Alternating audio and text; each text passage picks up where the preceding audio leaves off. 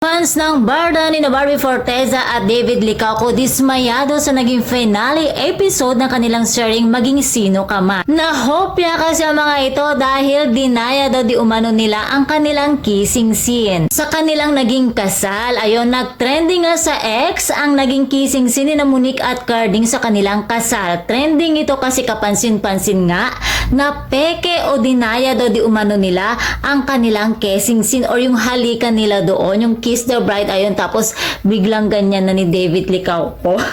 Parang tinakpan niya ata ni David Licauco, ano? So syempre parang ang sabi ng mga fans, bakit ganun? Bakit dinaya? Hindi kami kontento. Mga ganun yung sinasabi nila. At sobrang stricto daw ba ni Jack Roberto para hindi payagan itong si Barbie Forteza na magpakiss kay David Licauco?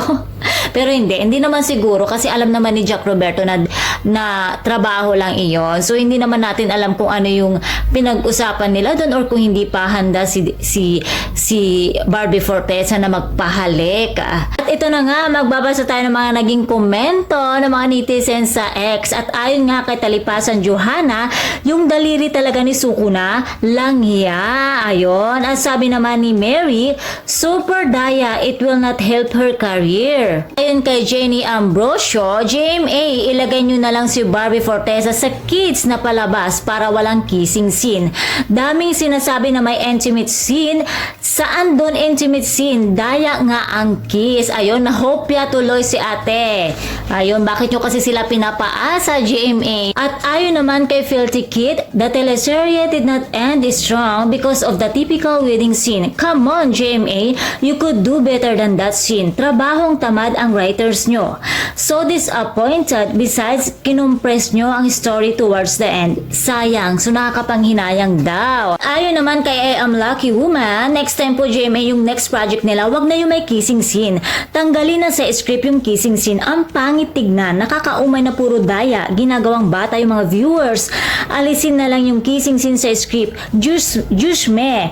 Para mga teenager. Ayon, so wag na daw ang may kissing scene. At ayon naman kay Jessa Marie, akala ko kiss the bride. Kiss the thumb pala. Kiss the thumb.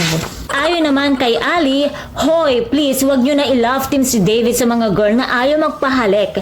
Lagay nyo na lang si Barbie sa mga teens show. Haha. At ayon naman kay No More, binaboy niya ang iconic line ni Robin Padilla. Tapos pati original na kwento, binaboy din ng mga writers. Ganon. So nakakasuka, sabi pa niya sa huli. Ganun ba yun? So, pasensya naman. Sorry na.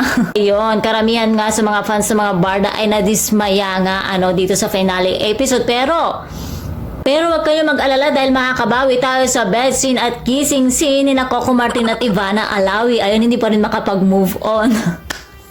Biglang lumipat sa Batang Quiapo kasi hindi na kontento sa Maging Sino Ka Man. So ayun, kaya naman mga chikadoras, ano naman ang masasabi nyo tungkol dito? Kayo naman ang tatanungin mga chikadoras, kontento ba kayo sa naging ending na Maging Sino Ka Man? Ano naman ang masasabi nyo sa dayaan di umano ng kiss ni na Barbie Forteza at David Licauco? Comment down below mga chikadoras, and please don't forget to like, share, and subscribe my channel. Thank you for watching. Bye!